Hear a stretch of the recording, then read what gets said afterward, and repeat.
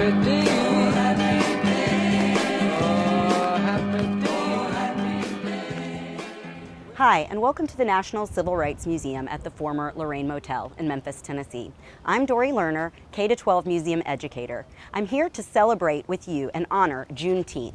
This year, we're doing a special Juneteenth edition of our Small But Mighty Storytime in order to collaborate with blackfreedom.org, which is several different black institutions all coming together to honor and celebrate Juneteenth.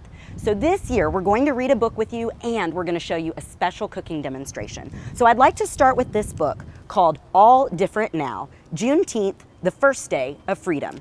This book was written by Angela Johnson and illustrated by E.B. Lewis, and it was published by Simon & Schuster Books for Young Readers. A June morning breeze off the port blew the smell of honeysuckle past the fields across the yard and into our room to wake us. Have you ever smelled something delicious and sweet like honeysuckle? What a nice thing to wake up to.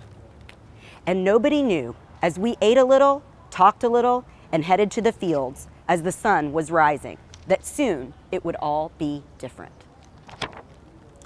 Then we worked and worked and worked some more under the hot Texas sun until word spread from the port to town, through the countryside and into the fields, that a Union general had read from a balcony that we were all now and forever free, and things would all be different now. I watched as my Aunt Laura sang as she held her baby. Mr. Jake, who some say was 100, cried quietly, and a group of grown people bowed their heads and whispered things to each other that I could not hear. My mama held my hand softly and looked beyond as another breeze blew over and everything fell to a hush. But later, Papa, Mama, the aunts and uncles, and all of my cousins had an afternoon picnic by the water. My baby brother crawled around our blanket as we listened to the sounds of the waves. As more people joined us, we ate as free people, laughed as free people, and told stories as free people on into the night. What was before would be no more. As we walked back home, the cool of the night soothed our tired feet that padded quietly past the shadowy fields of cotton.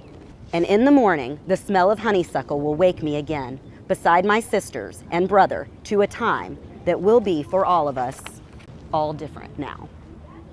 So everyone, I know this book wasn't direct in explaining the Juneteenth holiday, so I want you to know there are lots of other books out there that get more specific about what Juneteenth was originally about, meaning how the holiday started. Juneteenth for Maisie is another great book. So if you're, I'd say pre-K through maybe first or second grade, Juneteenth for Maisie by Floyd Cooper is a great book to check out. If you're maybe a second or third grader, Juneteenth Jamboree by Carol Boston Weatherford, illustrated by Yvonne Buchanan.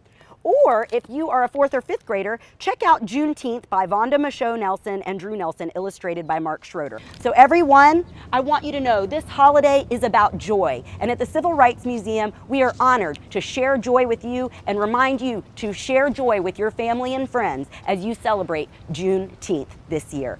And now I'd like to introduce our special guest, Chef Tanocha. Hi, Chef Tanocha. Thank you for being with me today. Yes, thank you. I'm so pleased of being here today. Thank you for having me. Absolutely. Hey, you guys, I am Chef Tanocha, and today we will be creating my favorite and a delicious Juneteenth Celebration Tea.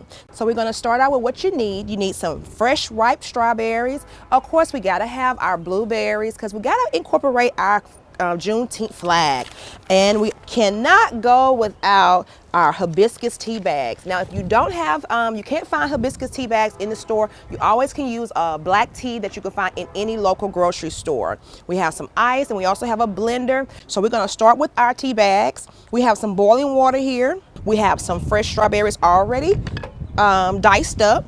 And I'm gonna use my little Ninja. So we're gonna add all our strawberries that we chopped up. So about 4 cups. And it's gonna give it a beautiful red color, right? Yes, it's gonna give it a beautiful red color. So, you know, that's why we're going with the strawberries. You can also substitute it with the watermelon because it's symbolic to use a red drink during Juneteenth. That was fast. And I have a mesh here. And we're just gonna place it on top of our dispenser. Oh, it smells so good.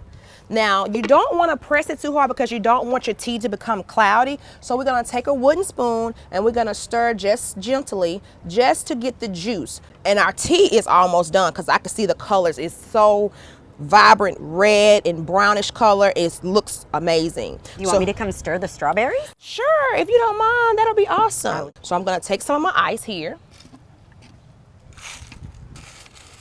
Okay, so I think Miss Dory got us going over here. So now I am going to take the strawberry syrup. Yes. And we're going to add it here. And then we're going to take a little bit of our tea. Now remember, this is very hot, so be careful. Let an adult do it for you. Okay, so we're going to place our top on. And then we're going to create us a slush.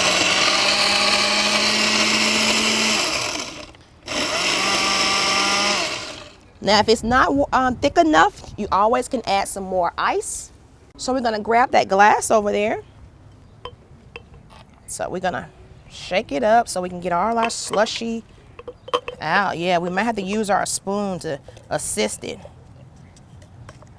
This is a great project for doing outside if you can. Yes. In case you make a mess. Oh my gosh, that's beautiful. That's for you. That one done. Thank you. And of course, I have to have one too. Absolutely. The chef has to taste her creation. Now remember, this is naturally sweetened. So you guys, if you want to add sugar, go ahead and add it during the process before you blend. That's 1.5 cups of granulated white sugar. Okay? Good. So we're going to save the rest of this for something else.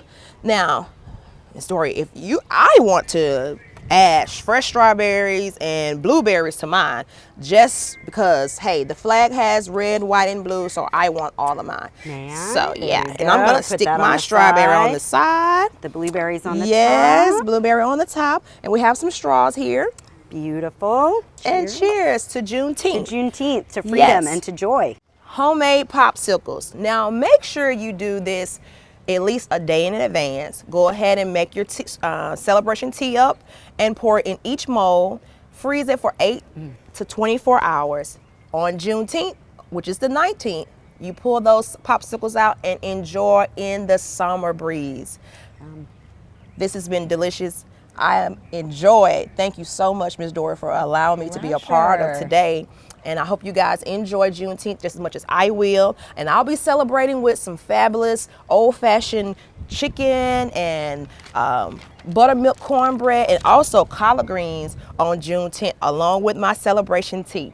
Awesome. Thank you so much for teaching us to make Juneteenth celebration tea, everybody. We hope that you will go online and check out our recipe for this amazing tea Chef Tanocha has come up with. Thank you for being with us. Thank you. So you can find the recipe at blackfreedom.org. You can also find our book list of the books that we read today and books we talked about, and you can even find the template for making our Juneteenth flag. So everybody, thanks for celebrating Juneteenth with us, and we hope you have a joyous day.